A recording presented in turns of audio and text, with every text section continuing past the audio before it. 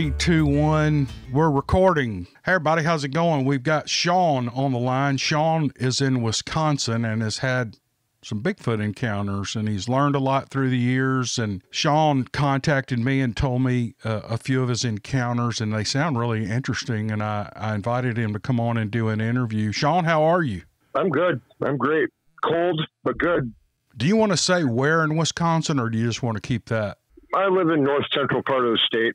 We were talking just a minute ago, and you were telling me, you started to tell me some things that have happened and things that you've learned, and you wanted to give a little background. How about you just do that right off the bat?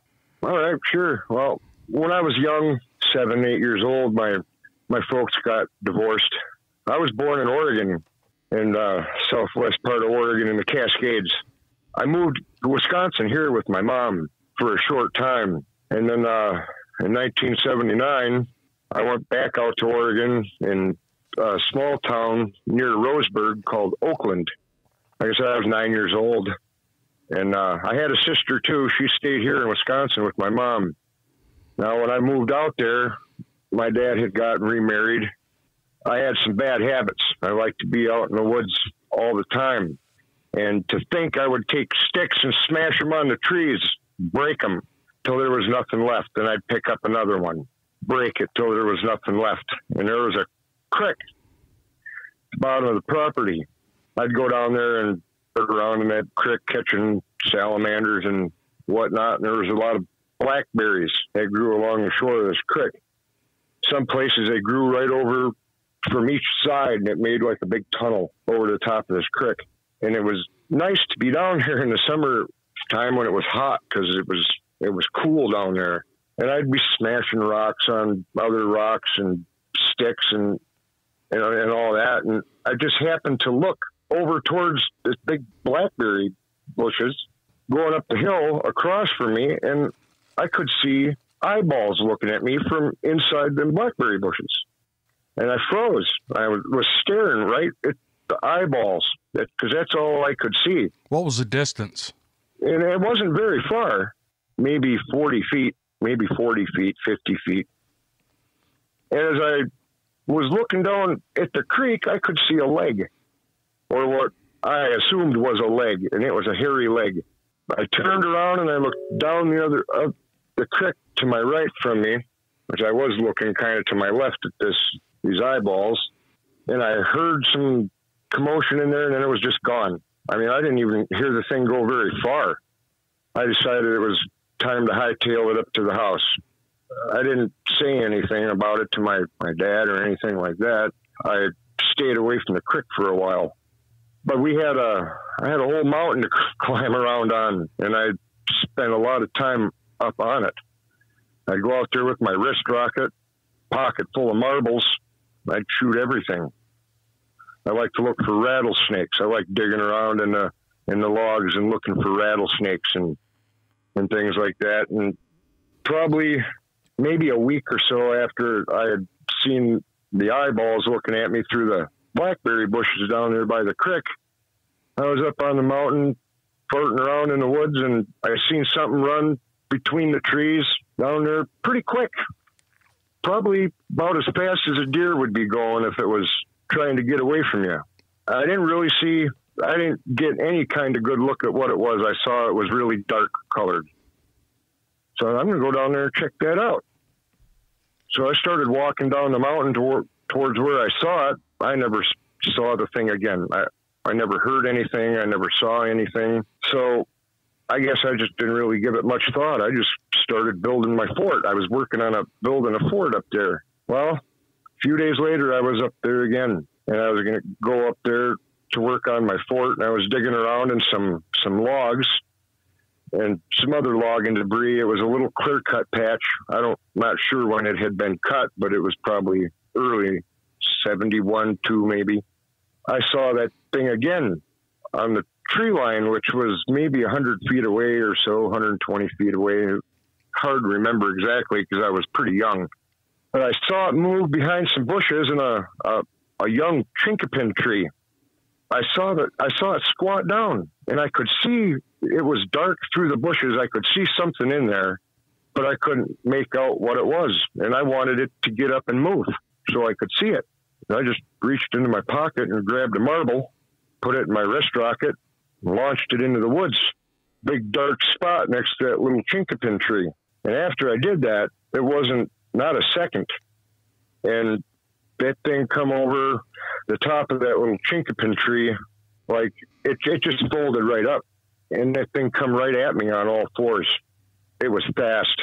I can't even describe to you how fast this thing come up on me. And when it got about 20 feet away, it stopped. It took its hands out in front of it and just flipped them in my direction. There were sticks and gravel and bark and everything flying up in the air. And I wore cowboy boots when I was young. The ball of my cowboy boot had a hole in it about the size of a $50. And as I was trying to back up from this thing, a stick went up through the hole in that cowboy boot and tripped me up. I went right over backwards, and I felt frozen. I didn't even think I could breathe. I couldn't hear. All I could do was stare at this thing looking at me as it stood right up, and it was looking right down at me. For maybe, I don't know how long, a few seconds, long enough for me to get a real good look at his face, a pretty good look at the rest of them. And he just kind of turned like he was going to walk back toward the tree line. Then he turned back and looked at me again and made two stomps, one with each foot, real quick, just boom, boom on the ground like that. And he turned and he walked away, but not with his back to me, kind of sidestepping. And then as he got closer to the tree line, he took two big leap steps. He got into the trees, and then I lost him. I didn't see him again. And that scared me. That scared me bad. I almost filled my britches, I think. Oh, man. I can't imagine this thing standing over the top of you. How big was it? I wouldn't think it was more than about 7 feet. I remember thinking he was just a little bit bigger than my pa, and my pa was 6'1". It wasn't that he was tall that was so scary. It was how wide he was and how thick he was. He was, I'd have to say, probably in the neighborhood of 3.5, maybe 4 foot across the shoulders. And from the front of his chest to his back, he was, I don't know, maybe 18 inches deep, thick. I mean, he was thick. His arms, I remember his arms were really defined. The hair on his shoulders and down as far as his elbow was kind of sparse. It wasn't as thick as it was on his forearm. And you could really see the muscles in his arms and on his legs too. But his face was what really got me. His eyes didn't really look so human to me, or his mouth, but it was his nose really looked human, but it was flat against his face. It wouldn't hold up a pair of glasses, is what I'm trying to say. And the nostrils weren't pointed down like yours and mine. They were, well, he was flaring them. I remember seeing him, his nostrils moving, and I could see inside his nostrils.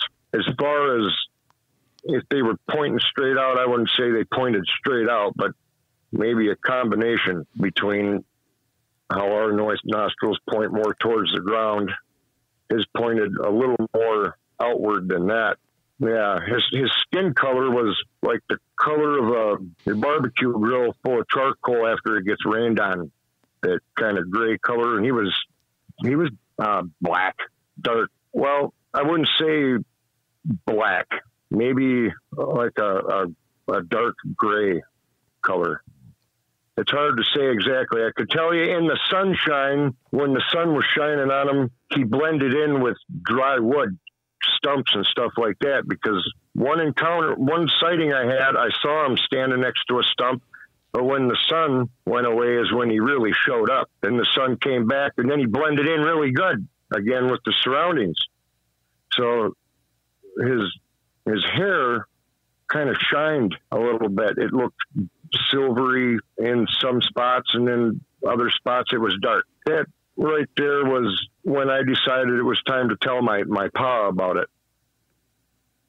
I told him, Dad, there's a gorilla living up on the mountain behind the house. That's the only thing I could compare it to. I'd never heard of Bigfoot to that point.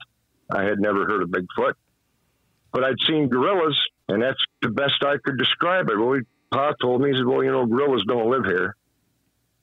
I didn't know what to tell him. I saw it. That's what it looked like. Well, my dad he was a cowboy, and he was into horses pretty much about as far into them things as you could get. And he had bought a wild horse from this association. We broke her and trained her all ourselves when I was a kid. And we used to keep her out in the front yard, tied to a big log that was up there on the hill. One night, it was just about dark time. In fact, it was the only time I ever saw it in the evening. Every time I saw this thing, it was before 9 o'clock in the morning. Just when it was starting to get really warm outside, I'd see him heading down the mountain. And that was the direction he was always going, was down the mountain. I was outside on the front porch breaking pine cones. I looked up there at that horse, and I saw that thing coming out of the woods, going to come down by the horse. Well, the horse started getting a little antsy, and I yelled at my dad. I says, hey, Dad, that gorilla's up here by the horse. You got to come check it out. Well, shoot, by the time Pa got there, that thing, he split. He took off up into the woods, and Pa never saw him. Well, it got to the point where my dad started telling me I was lying, you know, and it kind of started to hurt my feelings a little bit. You know, I was kind of counting on my Pa to have my back, and he really didn't. Well, I was in Cub Scouts. One night we were at the leader's house, and we had a projector. We were watching. Well, it was the Patty film. It was Patty, and I told one of my friends, I says, hey, that thing lives behind my house. Well, that was the first time I had mentioned it to anybody, and that was also the first time I realized that I shouldn't probably do that because it caused a lot of problems. Next day at school, Pa showed up, and I had to go into the principal's office, and we had to have a talk about this thing and how it was just a myth and Bigfoot didn't exist. Well, after that, I had lots of sightings from far away. It never really came that close to me, but I could tell that it would see me. I had gone to a garage sale down the street from our house. Well, it wasn't a street. It was a gravel road up on the mountain. I bought a pair of binoculars from this gal for $25. Only one side of them was any good. But what the hell, you know, I got these things. I can see far now. I get to see this thing when he's a long ways away. I walked up the mountain one day, and I could see him. Well, actually, it was quite a while. I hadn't seen him for quite a while, maybe 2 or maybe even 3 weeks. I hadn't seen him. But I kept going up on the mountain anyways. I didn't care. That's where I spent my days. One day I had spotted him, and he was maybe 100 yards from me. And I was looking at him through my monocular, whatever you want to call it. And he was walking down the side of the road, and he got down on his belly, and he backed off the side of the road down into the ditch a little bit and started breaking some twigs off. And his arm came up on the road and scooped a great big scoop of gravel towards him. And I watched him for a while, a couple of minutes. And then pretty soon, I saw his hand come up from that ditch. He slapped that gravel, and it just went flying down the road. And he come out of there and crawled on his belly and picked up 3 quail. Now, I didn't see him eat them or anything, but he picked them up, and he walked into the woods with them. I watched him walk down the road. I watched him get on his belly and back in the ditch and pull that gravel right to him. And after a couple of minutes, he took his hand and he slapped that gravel right down the road, just hard too. I mean, I could hear it from 100 yards away. I could hear that gravel going down the road. And then he come out and walked. Well, he crawled on his belly. He crawled right up out of the ditch like a spider and went over and squatted, and he picked up 3 quail out of the road. And he put them in his hand, and then he stood up and he walked right off the side of the road into the ditch, and then I didn't see him. Okay, I'm thinking you walked up on him, but you're still looking at him through your one-eyed I'm looking at him through my one-eyed binoculars, yeah. I was, So you actually got to see a Sasquatch hunt. You got to see him take some prey. Yeah, I didn't see him eat anything, though. The only thing I ever saw him eat were fiddleheads. He ate a lot of fiddleheads. I never saw him eat the quail. He took them into the woods. I didn't actually see him tear them apart and gobble them up or anything like that. But I did see him one time eating fiddleheads. The ferns.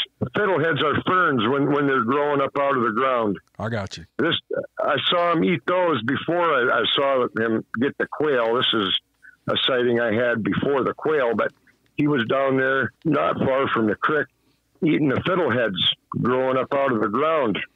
That's what they look like, is the head of the fiddle where the tuning pegs are for the strings. That's what they look like when they come up out of the ground for a while. Then they unfold and they turn into ferns.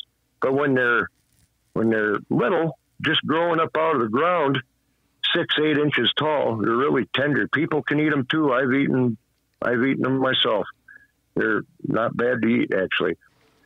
But I saw them eat leaves and fiddleheads. I never saw him eat anything that was meaty, but I did see him kill those quail and pick them up and take them into the woods. Man, that is awesome. And he was like slinging the gravel, almost like blasting a shotgun. You're blasting shot out. One swipe with his hand. One swipe and it was over with. I've never heard anything like that. That is fascinating.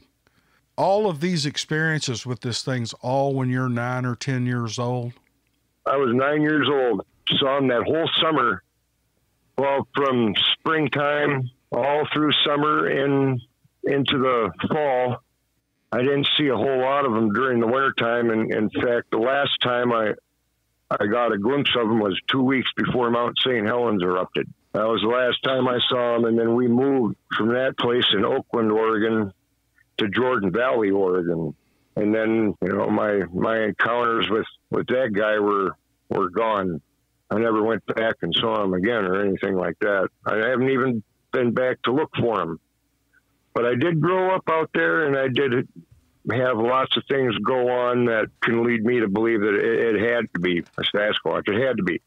One instance, I was a teenager. A friend of mine and I were tearing apart a mobile home. In the woods, we're pulling all the siding off of it and the roof off of it. We were going to tear down from the top down to the floor. It was in a wooded area. It wasn't thick. The trees were far apart for a ways, but as I was tearing a piece of this aluminum off the side of this trailer, a rock come flying out of the woods and slapped the side of that trailer. The rock was probably not as big as a tennis ball. It was a little smaller than a tennis ball. But it hit that siding hard enough to put a dent in it. If it would have hit me in the back of the head, I probably wouldn't have got up for a couple of minutes. I told my buddy, I says, we need to get out of here. We need to get out of here pretty quick. Somebody's throwing rocks at us. Not thinking at that time that it was Bigfoot. I thought maybe it was, Oregon's got some pretty sketchy people hanging out in the woods. You got to be careful because people can just be bad. And you don't want to get yourself in a situation where you're somebody that could hurt you. So that's what I'm thinking. I want to get out of here because of that. Well, after, living and learning, it would seem to me that it probably was a Sasquatch. And that encounter took place in Glide, Oregon, along the North Umpqua River. North Umpqua River is a pretty good sized river. Nothing you're going to walk across. You haven't exposure after exposure to these things. Well, you know what I always thought it was like when you buy a new car and then you start seeing that car that you just bought all over town. You never noticed one before. You feel me? Oh, yeah. Well, it's kind of like that. After you see it, well, then everything just happens to you. As I'm listening to you talk, I've got several questions. Do you think, ask. and they're more, I'm going to ask your opinion on a couple of things, but do you think, like, for instance, just, you know, some average guy on the street, he's walking through the woods and he doesn't see anything, but he's not looking. But during the time where you were 9 years old and you were dealing with this one and you had several experiences with it, I mean, you were actually looking. Do you think has something to do with people not even thinking about it? Or do you think that they sense something about you and they reveal themselves to you? What is your sense about that? Well, I can tell you that most of the time when I went to look for it on purpose, I never saw it. And it was a male. He was a male. I seen him peeing one time. It's a mess. They pee all over everything. It's like a big cone, like a fire hose. Got cone coming. He's peeing all over. He was peeing all over himself. Every time that I went to just go and look for this thing, I would never see it. I would see it when I wasn't expecting to see him most of the time. It just, I think I ask because I never see anything. I just wonder if I'm just not on that wavelength like you are.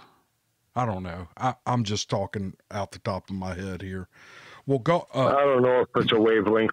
I honestly couldn't answer that. Yeah. I don't know. I've been hunting and not seen a deer all deer season too. And the guy in the stand right next to me kills them. Oh yeah. Yeah. And you know, this brings up another topic. I grew up with guys.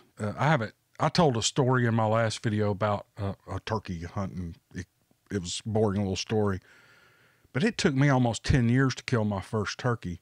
Now I was hunting during a time where there weren't many turkeys. Now there's 10 times as many turkeys now, but I'd have buddies of mine and every time they go hunting, they kill something every time, you know, kill a big 8 or 10 point whitetail or kill a big 28-pound gobbler and during spring turkey season or whatever.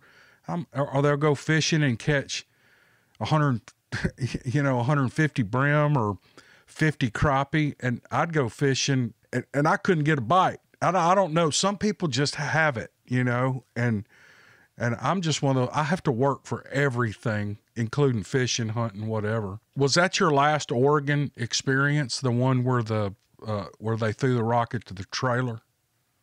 Yeah, that was the last, that was the last, I guess, encounter. I did see some things in the woods hunting that I thought was really odd. Couldn't have told you that it was a Bigfoot that did it then, but now after, I don't call it researching either. I call it listening to what other people have had to say. You know, when you listen to some of these encounters on YouTube, you realize, you know, a lot of people have had some of the same experiences that you have had yourself. Well, you know, that's what I saw some of that too. Could this be Bigfoot doing this? I saw a dead deer with the meat ripped off of the bones, and the leg bones broken in half, and the rib bones gone all the way up to the shoulder. The hide peeled off like you would skin a rabbit, right down to the hooves. And there was one front shoulder left on it, and there was a little spike buck, little spikes on him, not even an inch long. And it looked like somebody had grabbed that deer and bit the top of his head and just pinched it and then twisted it around. All it was a spine, bones, some hide, about 4 feet off the ground in the bushes. I'd never seen anything like that in the woods. We were hunting. There was a lot of snow on the ground. It was pretty deep, probably almost up to my hind end.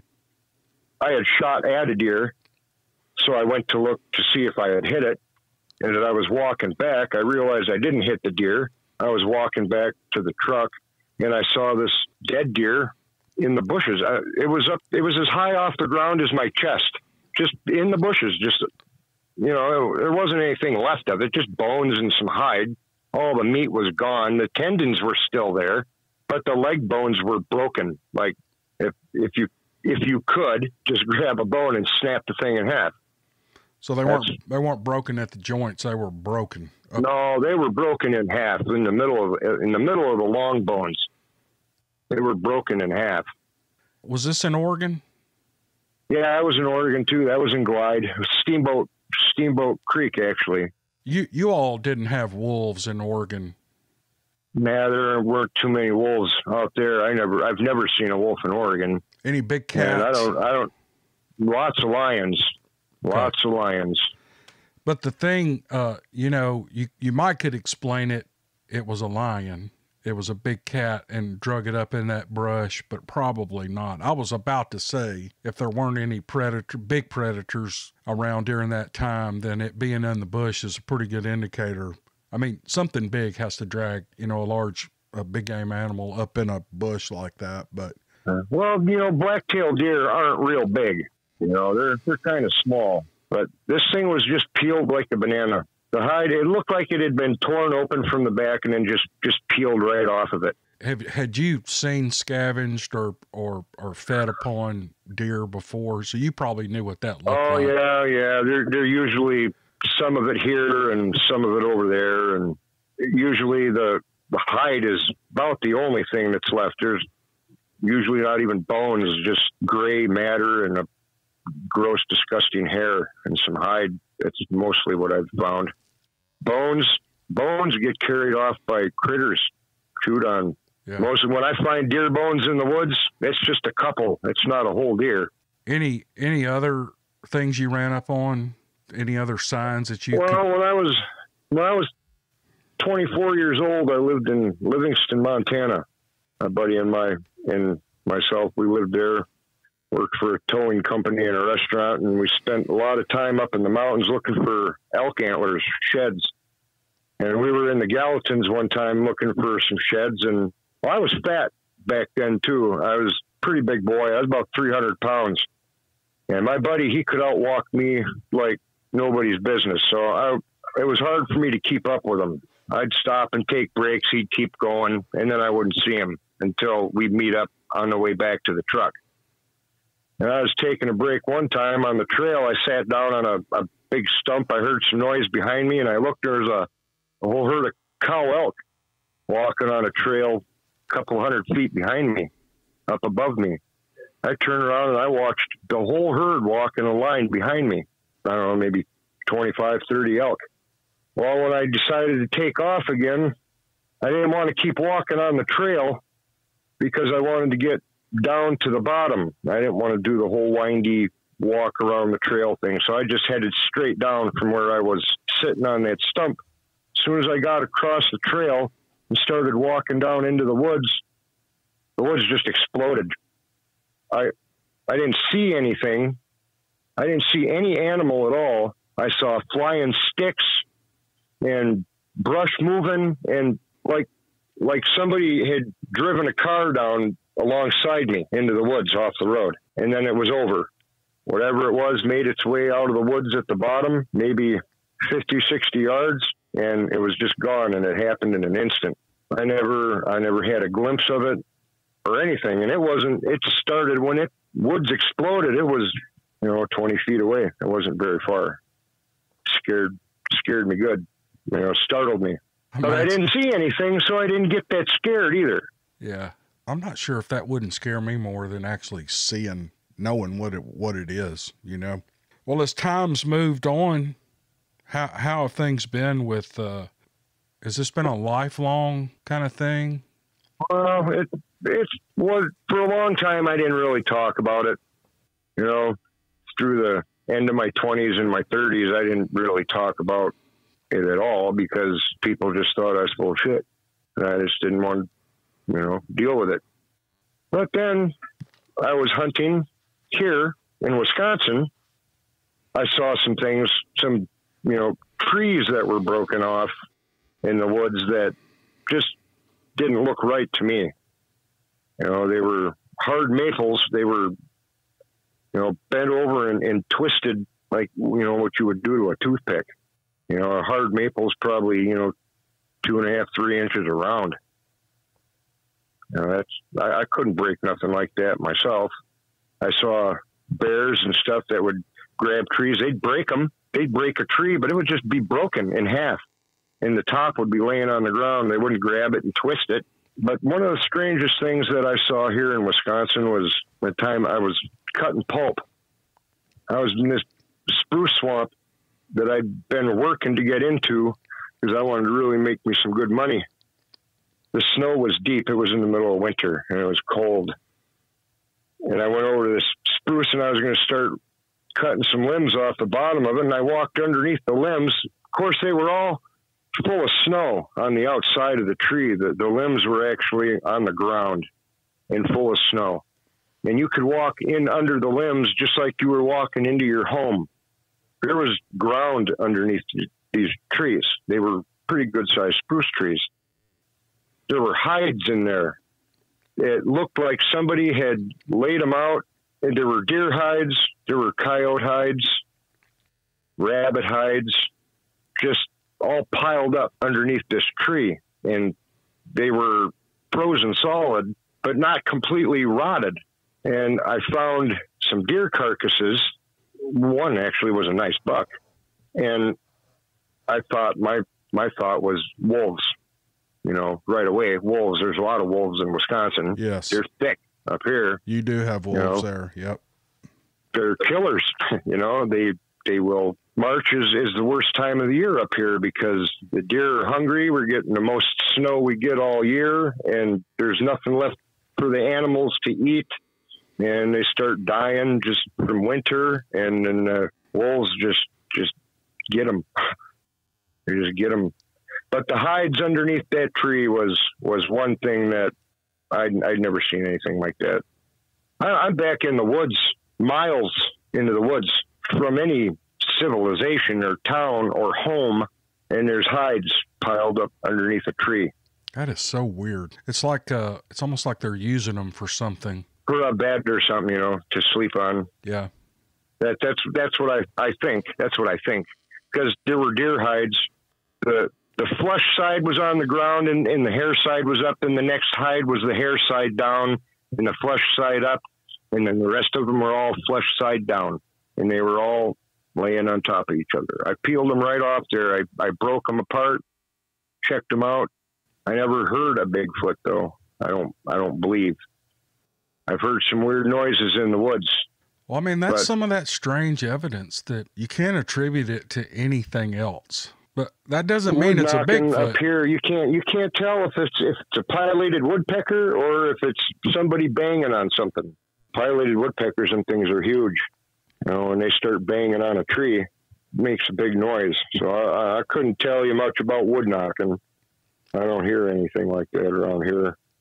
But I've heard other weird noises where it sounds like something's got, I don't know exactly how to explain it, like they got one of those instruments that you take a stick and you run it down there and it like a washboard kind of.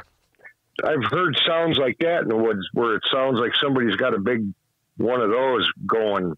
I couldn't tell you what it was.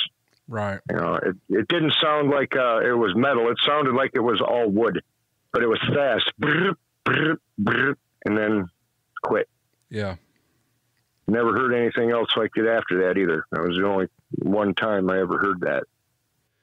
How do you feel about, you're an outdoorsman, obviously. You grew up outside, and I mean, you've cut wood for a living, you've hunted, you grew up playing in the woods. How do you, after all these experiences, how do you feel about getting out there now? I look at things very closely when I'm in the woods. I don't move through the woods real fast. I try to take a good look at everything. I don't have any fear of being in the woods. You know, the only scary encounter I ever had was when it come at me after I shot at him with a marble. Otherwise, I never had any reason to be afraid of it. So I guess I'm not afraid of it. I don't believe that it would attack me. I think it's a whole idea, and I don't think they're part human either. I just think it's another critter, to be honest with you. It's another critter that shares some things that we got, you know, just like a gorilla does. They share some of the things we got too. It's just another animal as far as I'm concerned. I think that as far as being friends with one, I don't think that would happen. I can't see it coming up and, you know, wanting to be pals or anything. So I'm not worried about getting jumped by one if I'm in the woods. I just go and I hunt. If I ever see one again, great. I think it would kind of be neat to see another one. If I will, I don't know. I don't think I will. Well, you know, your assumption on this is a logical assumption. I was talking to another guy in one of these interviews, and he's like, oh, they're flesh and blood, no doubt. They bleed, they regulate their body heat, they have steam coming off of, they sweat. I agreed with him because it's a logical way to think about these things. And of course I said that and I got several comments. Oh, I can't believe I thought you weren't judgmental. Well, I'm not being judgmental. I'm just using common sense because, you know, some people, and I don't know what they are. I'm just saying it makes more sense along the lines of what you are saying and what other people have told me, because we only have, I mean, they can only be flesh and blood compared to here's a creature in the woods and you have to compare it to something. So it's either a human or it's another species of animal. And we don't, you know, a lot of people talk about these things being aliens, and I don't, if people believe that, I don't have any problem with that at all, but it just doesn't fit into the logical framework that we have to observe. Yeah, I do. I see what you're saying. I don't think it's alien stuff either.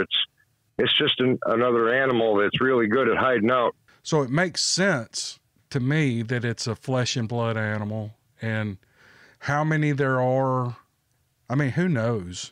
I mean, you spent probably what, 2 years seeing this thing?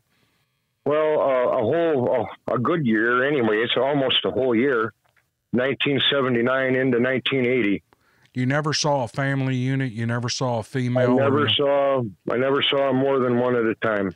And it was the same one all the time. And I know it was the same one all the time because he looked exactly the same. And when I looked at him through my binocular, I could see him. I could see his face was exactly the same as it was last time. I knew it was the same one. And his reason I thought he was, I attributed him to be like a gorilla, was his head was shaped like a gorilla's head, except the mouth. His mouth didn't stick out. He was flat like ours, but the jaw was big. The jaw was big. So from the lip to the bottom of his chin was, I'm going to say 3 inches probably. He had a chin, yeah, and there wasn't much hair on the face. The face, what hair was on there looked more like dog whiskers, kind of. To be honest with you. He didn't have like a beard like you or I would grow a beard. He didn't have a beard like that. His face was, you could see his skin on his face. And his skin was an ashy color. Did you notice the color of its eyes? Did it have any color? Yeah, they were a rusty brown color. Okay. A rusty brown color, like an old rusty tin pail that you'd find out in the woods. That's what color his eyes were. And that was the other thing too. I remembered that when he was standing over the top of me, and I remembered seeing them eyeballs and them blackberry bushes. I always thought that, you know, he spent a lot of time down there in the creek because it was cool. You would get to be 100 degrees, over 100 degrees all summer long out there in Oregon, and dry. You get down in the water, boy, that's where you want to be. Right. That's right. Since we're back on the facial features, people are going to want to know. You said the shape of his head. He didn't have that big hump in the back of his head like a gorilla. Yeah, it was. You could see it was kind of cone shaped, but when he turned and was kind of sidestepping, it looked like it was longer from the side. And if you looked at him right on, if you looked at him face on, he had that no neck look. But as he turned, from the top of his head down to his jaw, it looked a lot longer.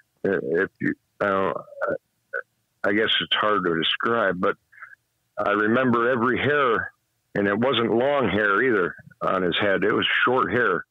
How about teeth? Do you know? Did he show his teeth? I never saw his teeth. I never saw his teeth. Well, that's a pretty good description. That's amazing. I can visualize that in my head. Of course, his eyeballs were really round. They were pretty round. Did you see any white in his eyes? I don't remember seeing the whites of his eyes. They were big. pupils were pretty big too. The pupils were big, and then there's the rusty brown, and that's what I remember. I don't remember seeing whites.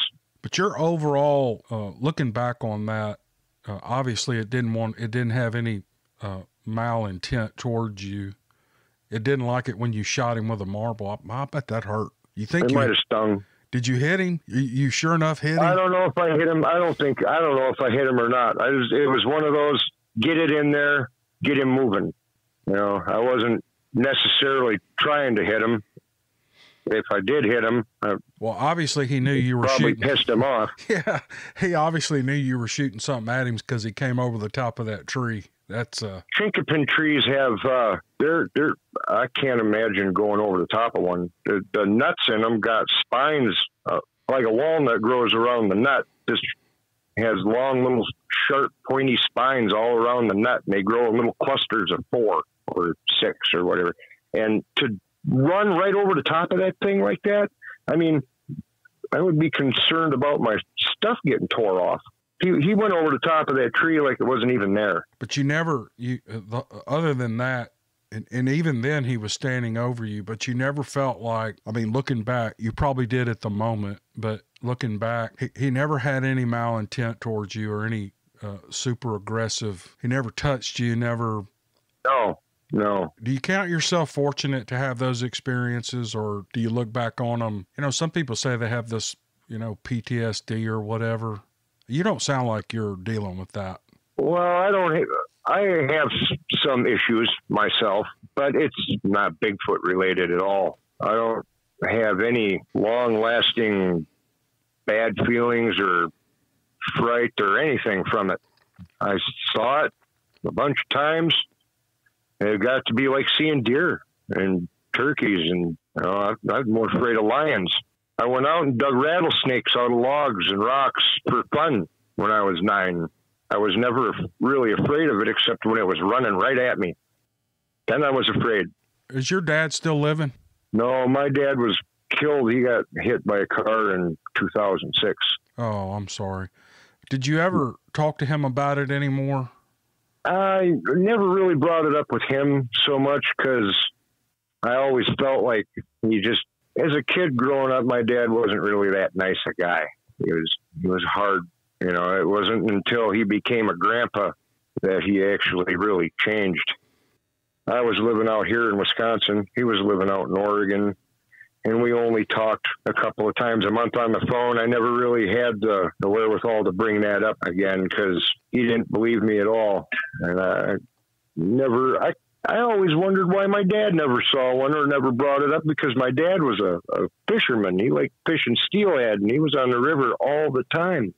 I have friends that have had encounters, you know, and I've talked with them about it from out there, but it's not like we have, you know, dates at a coffee shop and then have, you know, Bigfoot meetings or anything like that. You know, it comes up. Right. You know, I've known loggers out there that would tell you that they've seen them, but they don't like to really get too deep into it. You know, yeah, I've seen them. Yeah, they're there, but we can talk about something else now. Yeah, that's pretty typical. I was talking to a friend of mine a couple of weeks ago, and he said, I was telling him about my channel. He said, "Oh man, I can't believe you're doing that. You believe in Bigfoot and all this stuff?" Of course, I'm like, there's something to it, because I'm getting hundreds of stories of people, believable stories like yours. And he brought up the name of a friend that he and I had, who is a banker. He owns a bank. He's a real successful man. And he says, you know, he saw a Bigfoot one time. I said, get out. And he said, no, he'll tell you about it. Now, he's not going to talk about it, you know, just off the fly, but if you ask him, he'll tell you about it. And I haven't had the chance to, but my buddy was explaining to me. So you used to ask him about it, and he'll tell you the whole story. Now, he just saw a Bigfoot from his car. I think it was running, and then it crossed the road in front of him or something. But he believes, he's like, no, they're real. They're out there. They are absolutely out there. I saw one, and there's nothing. They're absolutely real. He's like, there's nothing this thing could be other than that. And I think there are people from all walks of life who encounter these things or either see them like he did from a car. They walk up on them in the woods like you did. I don't think many people get to see what you saw. I think him killing those quail with that gravel is the most spectacular thing I've ever heard, or at least in the last few months. That is unbelievable. I think that's some information that people who hear that, who really dig in and take notes on these things, ought to highlight that, because that's really interesting. Did you go through your life just wondering how crazy that was to watch him do that? Well, later on when I, realized that not everybody was seeing this thing, because at first I thought, well, maybe everybody's seeing this guy. I mean, he's up here, and there are other homes. Down the mountain, there are other homes up here. I did find some dead chickens in the woods one time, just up from the creek down from my place. And there was a gal that lived down the road, and she had chickens. That doesn't mean that, Bigfoot ate them. Anything can take a chicken. Skunks will eat chickens, kill chickens. Like I said, I never saw it eat the quail. It took them and went into the woods. I only assume he ate them. But they are real. They're there, and they're flesh and blood. They're just like an animal. It's as much an animal as a bear or a deer or anything else. Yeah, it makes sense. And it's real. And they breathe loud. They breathe loud. I remember that. He did breathe loud. Kind of like he huffed a lot when he was coming at me. Huff, huff. There was a lot of huff. But there was no... roaring or screaming or anything like that. It was huffing. Do you remember any smell? Nope, I don't remember any smell. I never had I have heard, on these shows, I've heard about people running into that nasty, stinky stuff, and I can imagine they would get stinky. I mean, he peed all over himself. Like a fire hose. Yeah, well, they don't have doctors out there to circumcise him, and it was definitely uncircumcised, and he just peed all over everything. Yeah. Do you have anything else any other encounters or evidence or any thoughts you'd like to wind up with, Sean? No, not really. That's pretty much it. I really appreciate you agreeing to do this. I knew when you sent me an email and then you sent me a brief description of encounter, this would be interesting. And it's people like you stepping up and talking about this stuff. I don't know that it helps anybody. I'm not in sync with all that, because to me, this is all just real interesting information. It's the unknown. It's they are still considered cryptids, which the definition of a cryptid is a mythical creature. But I think there's thousands of people across the country that'll tell you, no, they're just like we talked tonight. They're there. There's no doubt about it. Almost everything you said just falls right in line with most of the evidence you're going to hear, other than the hunting thing. I got an exclusive, man. I got somebody telling us they saw one. God, I just think that is so awesome. I would have loved to have seen that. Well, listen, thank you so much for doing this and taking time, and I'm sorry it took so long for us to connect, but that's kind of the way it is. You work hard. You're working all the time, and so am I. All the time. Life of a tow truck operator is not pleasant, especially in the wintertime up here. Apparently you've done that for a while. I did it off and on. I've driven truck. I've logged. I love logging.